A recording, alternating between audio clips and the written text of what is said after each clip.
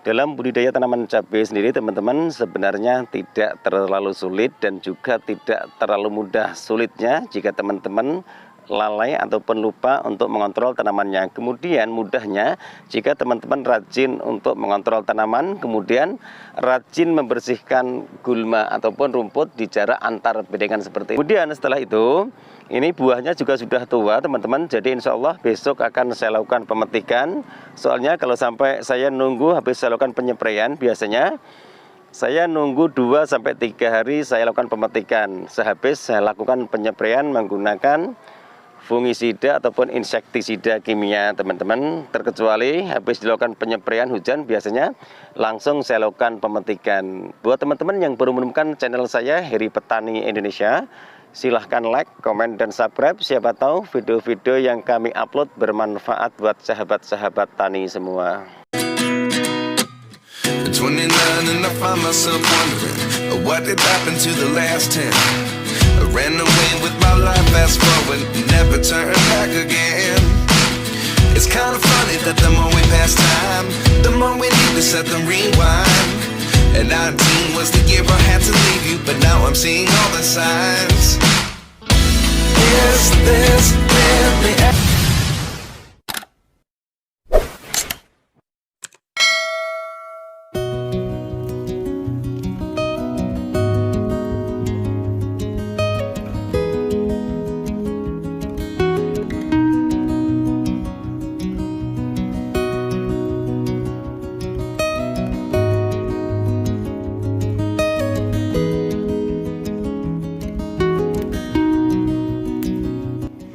Assalamualaikum warahmatullahi wabarakatuh. Bismillahirrahmanirrahim. Allahumma sholli ala Sayyidina Muhammad wa ala ali Sayyidina Muhammad.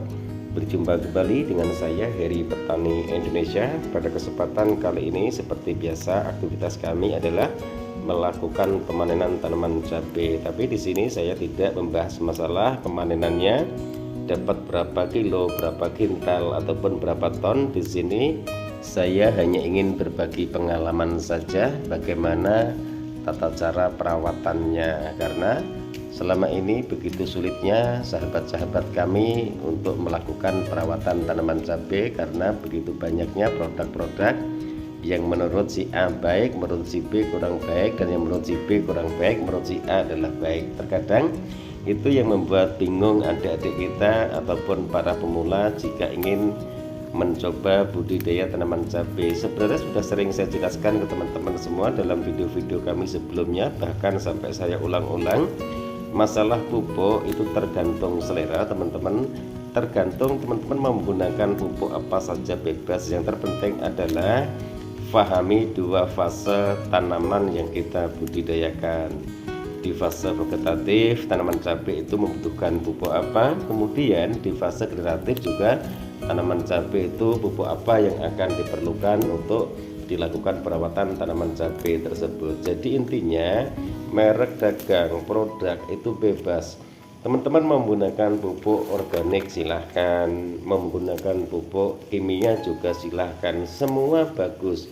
Tidak bagusnya itu jika tata cara mengaplikasikan ataupun pemberian dosis tidak disesuaikan dengan kondisi tanaman yang kita tanam. Kemudian yang kedua adalah meralat dari sebuah komentar. Di sini akan saya jawab masalah fungisida Bion M. Saya hanya menjelaskan bahwa kandungan di fungisida Bion M itu adalah bersifat sistemik dan kontak. Itu sudah satu paket. Saya membaca apa yang tertera di kemasan produk tersebut. Jadi saya pun juga tidak melakukan bahwa fungisida sistemik itu dimix ataupun dimixing dengan fungisida kontak, itu tidak diperbolehkan teman-teman.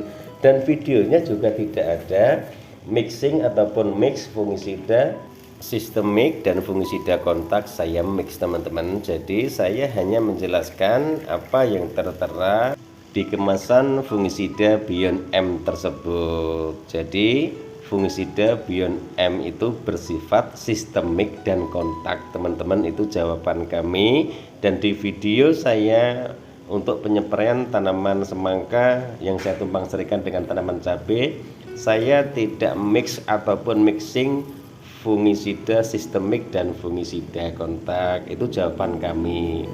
Jadi intinya seperti itu. Maka dari itu tonton videonya baru berkomentar. Jadi komentarnya itu sesuai dengan apa yang ada di video tersebut.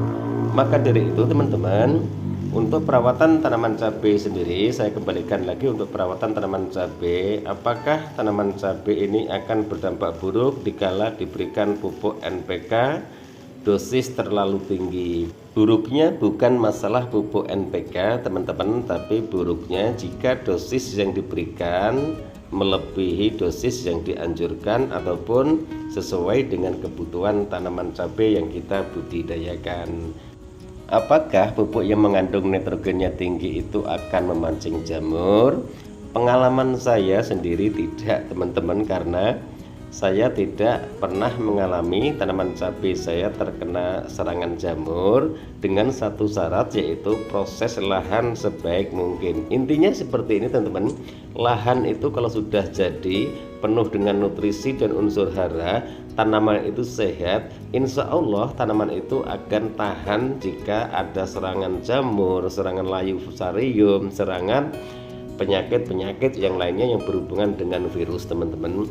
Seperti manusia, jika fisiknya itu lemah, kadang-kadang penyakit-penyakit pada masuk semua. Maka sering saya jelaskan di video kami sebelumnya, keberhasilan budidaya tanaman cabai itu tergantung dari proses lahannya. Kemudian yang kedua adalah dari segi pemupukannya, perawatannya, kemudian pemberian nutrisi dengan dosis yang tepat, interval yang tepat, kemudian interval pun juga jangan dirubah-rubah, jangan langsung diambil 2 minggu sekali. Misalnya biasanya untuk fase vegetatif menggunakan NPK 50 gram, akhirnya ditambah 150, itu juga tidak dibenarkan. Sekali lagi saya bilang teman-teman, saya katakan ke teman-teman semua, khususnya para pemula, jangan mensakralkan pupuk. Silahkan menggunakan pupuk NPK, silahkan urea, silahkan ZA juga silahkan. Yang terpenting pupuk yang mudah didapati itu apa. Sekarang harga pupuk harganya sudah mahal sekali. Jangan sampai kita bingung-bingung untuk mencari perbandingan. Yang terpenting adalah rajin kontrol tanaman tersebut. Insya Allah tanaman akan tumbuh secara subur, seperti halnya saya lakukan seperti ini. Tonton video-video kami sebelumnya. Mulai saya menanam, melakukan budidaya tanaman cabai, saya selalu menumpang sarikan kedua tanaman. Itu dua-duanya berhasil teman-teman. Padahal tumpang sari tanaman cabai dan juga tanaman melon dan juga tanaman semangka itu sangat sulit sekali jika penanamannya itu hampir bareng. Dan kedua tanaman itu juga mempunyai penyakit yang hampir sama teman-teman, rawan terkena jamur, layu fusarium, layu bakteri, busuk pangkal batang, busuk batang, kemudian cacar buah, lalat buah, itu pun juga sama teman-teman. Jadi sangat sulit. Tapi teman-teman cek ataupun lihat video-video kami sebelumnya, semua tanaman yang saya tumpang sarikan tumbuh secara sempurna teman-teman. Itu menandakan bahwa kami tidak mempersulit masalah pupuk yang saya pergunakan. Yang sering saya jelaskan, saya selalu menggunakan pupuk berganti-ganti. Misalnya hari ini pupuk apa, kemudian penanaman 1 tahun kemudian saya menggunakan pupuk apa. Jadi selalu saya gonta-ganti, karena bagi kami pupuk yang paling murah, yang manfaatnya bagus, itu yang saya pergunakan. Jadi intinya seperti, mudah-mudahan video ini bermanfaat dan bisa menginspirasi sahabat-sahabat tani semua. Boleh kita berbeda teman-teman, setiap petani pasti mempunyai perbedaan, tapi jangan sampai perbedaan itu dijadikan ajang berdebatkan. Karena apa? Adanya perbedaan itulah yang membuat pertanian di negeri kita ini semakin maju. Silahkan menggunakan pupuk organik, silahkan menggunakan pupuk kimia juga silahkan. Yang terpenting adalah semangat untuk berkebun dan bercocok tanam. Insya Allah akan mendapatkan hasil-hasil buah ataupun hasil panen yang melimpah. Wabillahi taufiq wal hidayah. Wassalamualaikum warahmatullahi wabarakatuh.